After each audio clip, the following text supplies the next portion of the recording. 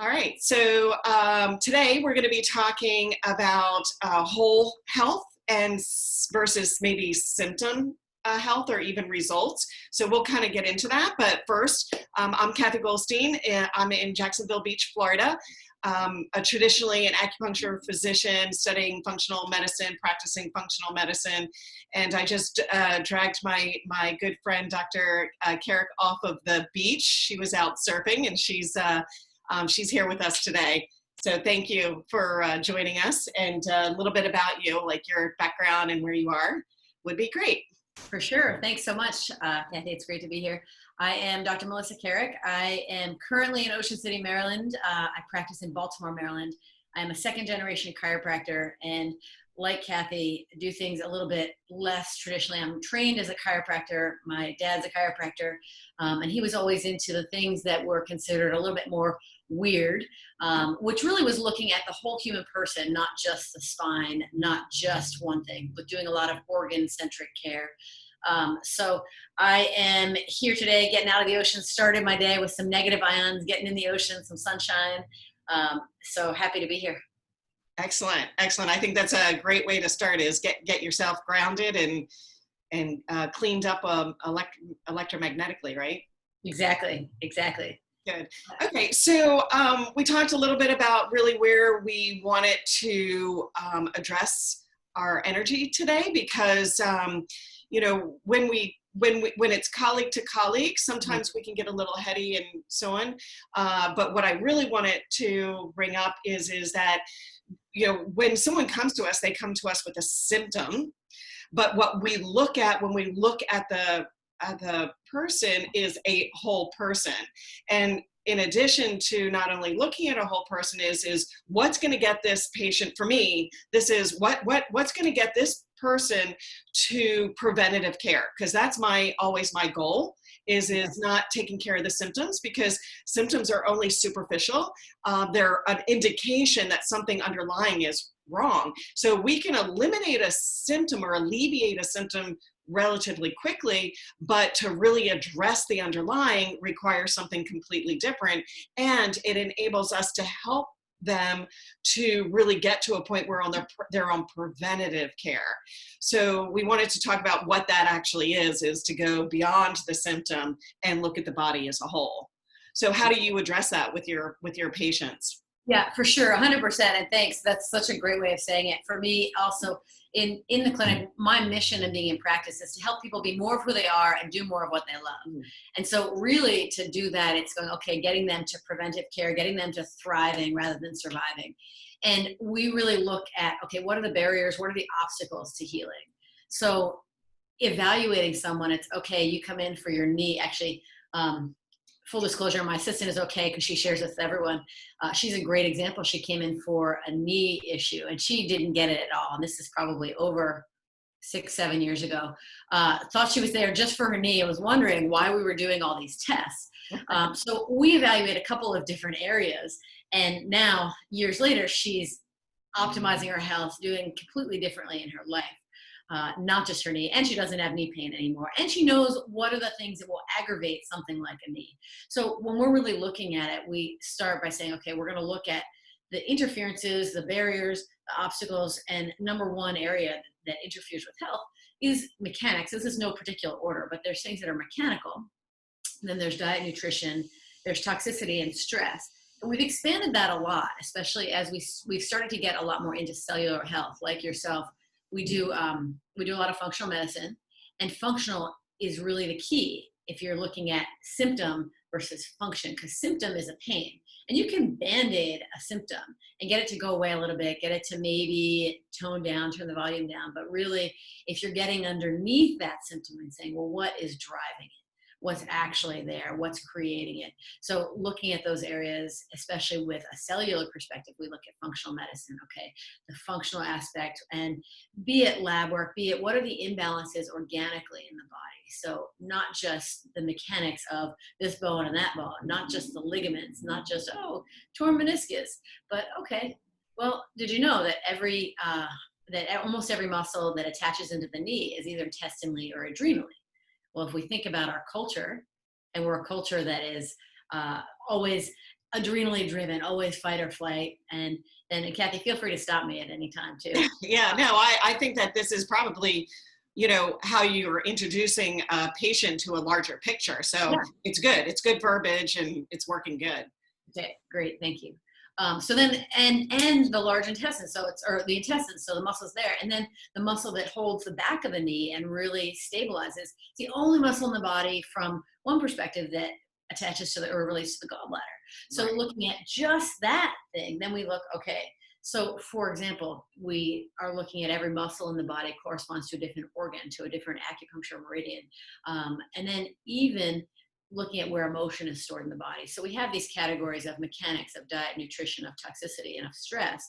And so having to do a number of different tests in that area to say, well, what combination for that person is where the body is out of balance. And the whole idea is, can we put the body back in balance so that it can actually do its miraculous job of healing, which it knows how to do, that innate intelligence within the body. We use a lot of different tools in our clinic to do that, including PEMF, which is something I'm super excited about with cellular healing, including neuroemotional technique, including chiropractic adjustments, including cold laser. So. Right. Okay, cool. So so let me just kind of back up a little bit. I think the interesting part about, looking at the body as a whole is that from a patient perspective, as we see all the time is that there's a process, and everybody comes in a different place. Some people are coming in knowing that it's just a symptom and they want to know how it relates to the rest of their body. And then really the majority of Americans, just because that's how we're conditioned, is symptom, medication, symptom, go away, right? And especially when you're talking about the structural component, when you're talking about structure, the medications that are giving actually make the issue worse, right? Because it's shutting down a natural anti-inflammatory and inflammatory process. Yeah. So inflammation is normal. It's being able to have the body work at healing it in that process and then shutting that process off. So, that's why looking at the bigger picture makes such a difference, is because the body doesn't just work in one location at a time. It works on the entire system, the entire body. Yeah. So that is always kind of a helpful perspective, for people who want to know why are we doing all of this? What's the relationship? And I think you brought up a really good point as well on the neuroemotional component, because I'll have patients come in and they'll say, well, I have left hip pain, but it comes and goes. On a structural level, pain, if we are having a organic issue, it doesn't generally come and go, and it doesn't generally move around. So for us, it gives us an indication that, and we of course are doing the tests on a structural level, going, this is not the issue. For sure. We're finding that these underlying things are the issue, and here's the relationship between them all. Yeah, big time. Big time. And that's what we find as well. And getting someone, you're right, it's like shifting the whole paradigm of how do we look at ourselves as a human person, as an integrated person. And, drawing a little bit on my own background, if I were to say, one of the things that got me to chiropractic school is that I actually was in school for theology first, just to answer some of my own questions. And it was there that I realized, wait, these people are doing awesome work in the world, but they're not taking care of their actual body. I mean, some of them are a generalization, but and wait a second, oh my gosh, the way I look at the whole human person is that integrated way. So it's shifting the paradigm and really retraining people that just because it hurts right here doesn't mean that that's the problem. And you're absolutely right that we can easily transition, usually through some show and tell, because sometimes we need to see in order to believe. So show and tell of how that works. I had a patient yesterday, really, really interesting. It's actually somebody that I've known for a long time. His wife has been a patient a long time, and he came in and he finally was starting to get it in terms of back pain, but I've been watching his kind of evolution. Came in and showing him his ileocecal valve. So for those of you that don't know, ileocecal valve is a junction between the small intestine and large, lower right abdominal quadrant. Oftentimes people will experience some tenderness or some pain. And so in our consultation, saying, oh, do you have pain in this area? He said, yeah, I actually do. It's really tender right here, and pointing to the area. I said, well, that is, I'd say roughly 75% of lower back pain that I see actually is related to that. But now we have to look at what's driving it. So if we're going to unpack a case, and what's interesting, again, if we're resetting that paradigm, often as practitioners, we have to do some show and tell to, as you say, people come in at different points, but have to slowly step towards that. So, for Totally. example, embryologically, it's really interesting. That ileocecal valve comes from the same, essentially like the same little sprout, the same nerve sprout as the shoulder, as the neck. So being able to touch a couple different spots and show, okay, see how it hurts here, it hurts here. Okay, let's push that valve into correction, and then, okay, now repalpate. So the light bulbs start to go off of, wait a second, it's not tender. His eyes went, wait, no, that doesn't hurt at all. Right. So seeing is believing, and slowly inching towards it. So at the very end of the visit, he said, wait a second, so is this why sometimes when my back hurts really badly and I poop, I feel better? Yes, that's definitely part of it. That's right. That's right. And you probably feel better a lot of other ways besides your back because you're eliminating properly. Sure. But that process can take a while. And then we didn't even get with him, like the next couple of steps will be, hey, there is that neuroemotional component of what happens at work. Okay, when did this start? Oh, wow. We, in our consult, looked at, oh, okay, this started when you had extreme stress in your job. He works in finance. Okay, this is making sense. So it's putting together literally those pieces and telling the story. Right. So now where we're really talking about is interesting as well, because initially we were talking about the symptom might not be the symptom, and it may not be that area, that there might not be something organically wrong. But the ileocecal valve that you're talking about is actually termed low back disc ileocecal valve, right? Exactly. So you can actually see a structure, like if you take an x-ray or an MRI, you can actually see a disc issue at that spot. So Yeah. that now we're actually looking at it from the other end. We do have a structural issue, Exactly. organic structural issue, but the only solution is not just surgery. There are solutions that can get your body to do what it innately knows how to do. Exactly. And when someone's had all different modalities, sometimes it's like the solution is not just, okay, like we can sometimes correct that valve and that's it. But if that comes back, and or evaluating another component. So that is one of the biggest stress points in the body where stress registers, is that valve. So something that's chronic and recurring, that's especially where we want to look at, okay, neuroemotionally or nutritionally, like what's out of balance? What are you doing? And it's interesting in this culture. I'm really fortunate that I have a lot of patients who take high responsibility for their health. So their diet may already be dialed in. Now, we can assess for food allergies and sensitivities and see, is there something that's actually triggering that? Besides some of the common denominators of like, nuts, popcorn, ice cream, raw vegetables. But we can also look, wait a second, your diet is out. It may not be something that you're doing or not doing. It may be something that is literally like lodged in the body from a more neuroemotional or a more stress component that's talking. And really how we see it is looking for resolution, looking to be resolved, looking to heal. Right. Actually, I think you're bringing up an area that both of us, having been in practice for a long time, we're both very patient in the process of taking someone from, A through. But what's really valuable to both of us as practitioners at this point in our career, especially, is to have the patient be on board, because it's not our job to change their life. It's their job to contribute to what we only provide as a venue for them to be able to heal. 100%. And truly, I get asked this by a lot of practitioners. So I treat a lot of caregivers in my practice. I treat a lot of therapists. I treat a lot of other docs. Right. I'm sure you do. And so a lot of caregivers. And one of the things that I like to pass along is something that my good friend, Dr. Tony Palermo, taught me, and that's care, don't carry. Because as practitioners, we want to carry the weight. And often I see for my patients what's possible. I want for them. Sometimes I think even more than they want for themselves.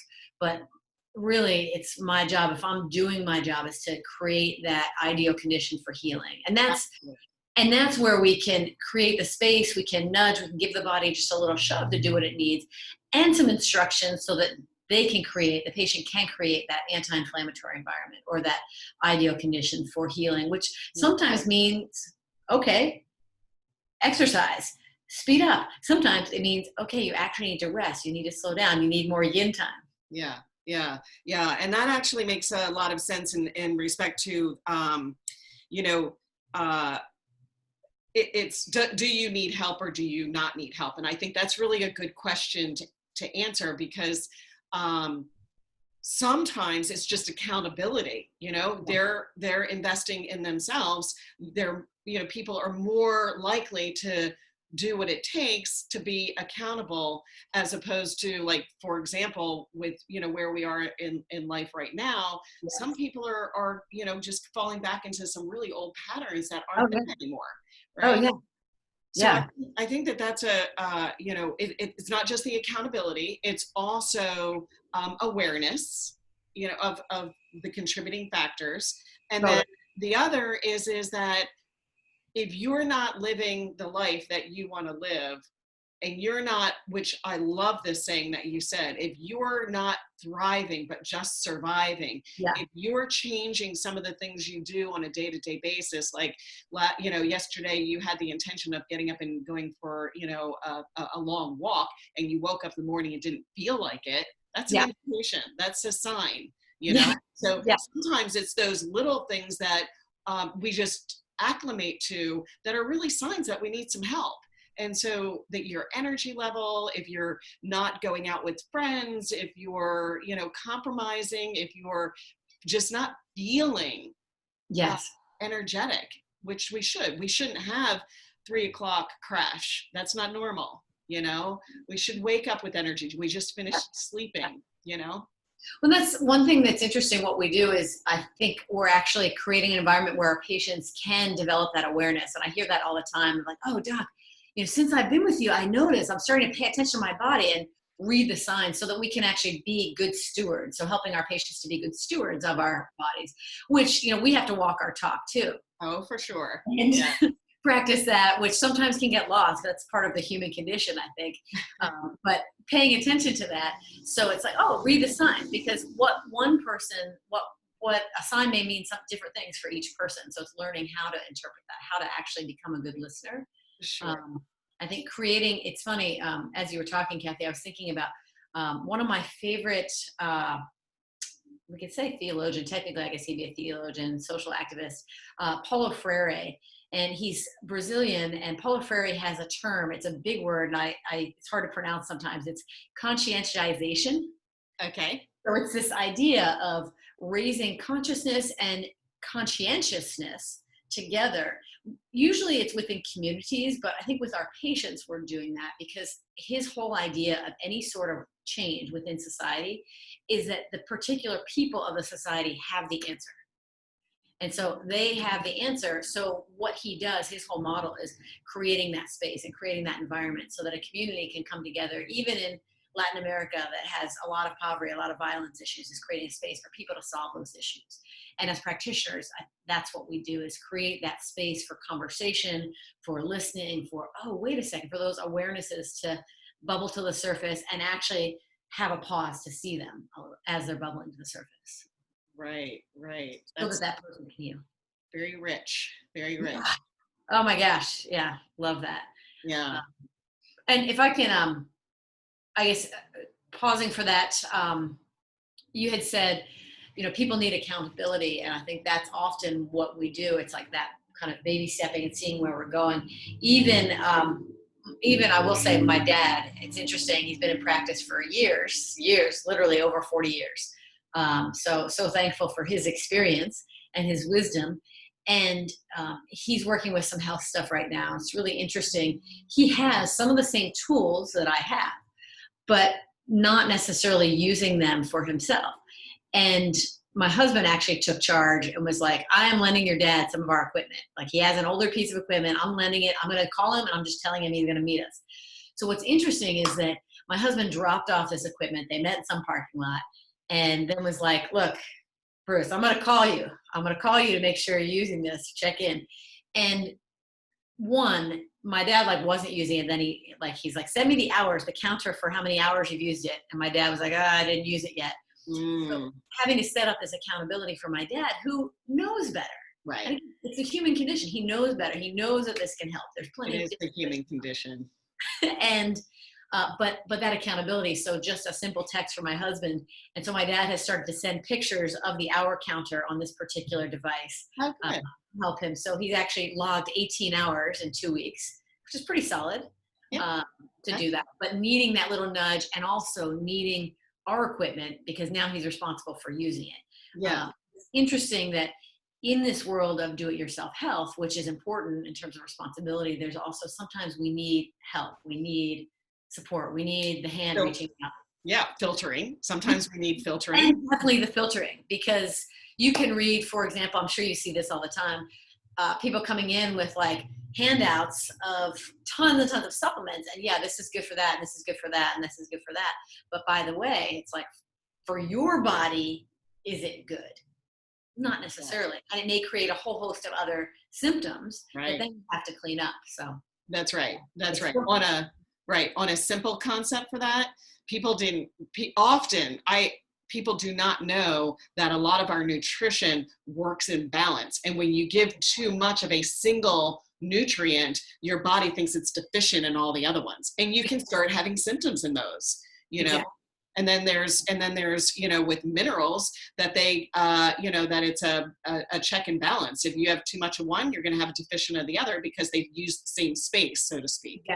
Exactly. Yeah. And on that micro level, it's just like, you know, people say what you are, what you eat. Well, the food that comes in is important.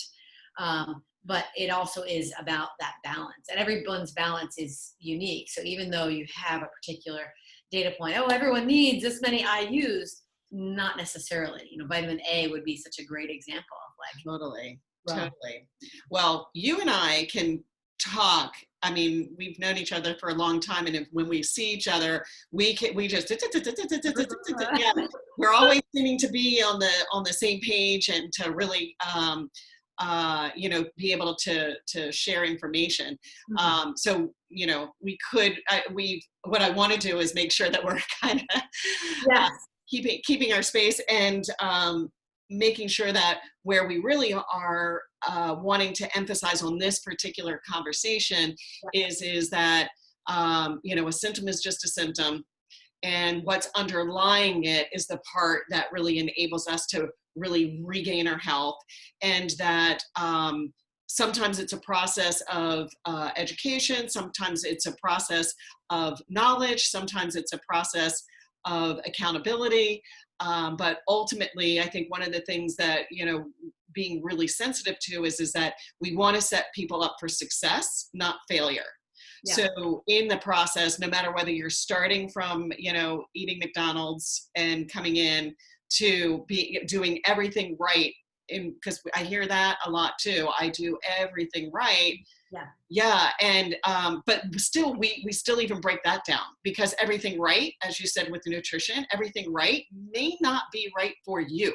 Exactly. So of course, you know, having that good foundation is always helpful. If you're eating organic, clean foods and things like that, it's certainly helpful. So it's a great start. But ultimately, what is there something that you want people to know in kind of wrapping this up? Yeah, it's just trusting your practitioner, like engaging with your practitioner as a partner in health, or like you said, as a filter, really to facilitate listening to your own body. And sometimes it helps because there's a lot of information to weed through, but that a symptom really isn't just a symptom. And okay, let's get at the underlying causes, because the human body and the human person has a phenomenal, like almost unbridled ability to heal. That was perfect timing. Cue the race car outside. But it is our engine. It's like we have this engine, we have this design to heal. And that car needs high test fuel. Exactly. Well said. Yeah, that car needs high test fuel. And we all need our own custom blend of high test fuel. So It's continuing, I think, really, it's also, you started by saying, okay, getting people to preventive care. And really preventive care is about like, how can we run like a race car? And we actually talk about that a lot in my practice. Like Me how too. Yeah. running like a race car so that you are doing what you want to do when you want to do it with abundant energy and like loving your life. Because that's really what it's all about. It's not about, oh gee, I wish I could get rid of this back pain. Like Yeah. that's not an exciting No. existence. No. And it's also not being perfect, like we make choices, but the healthier you are, it's like a ping. And so I like to talk about the rain barrel. If the rain barrel's full, every little ping just overflows the rain barrel of symptoms. And if Yes. you are, doing all the right things and healthier and your body's functioning, you're optimal, that brings down that water in the rain barrel.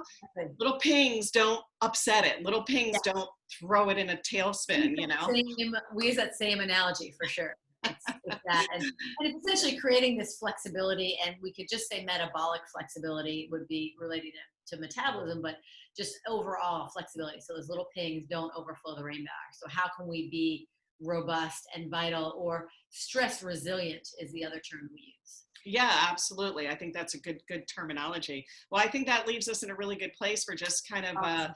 a level of just holistic care, and Yeah, what that looks like. And we'll pick up on another topic. I heard a few things in there that sound like great topics. So for we'll sure. go back. Sounds great. Thanks so much, Kathy. Thank you. Appreciate it.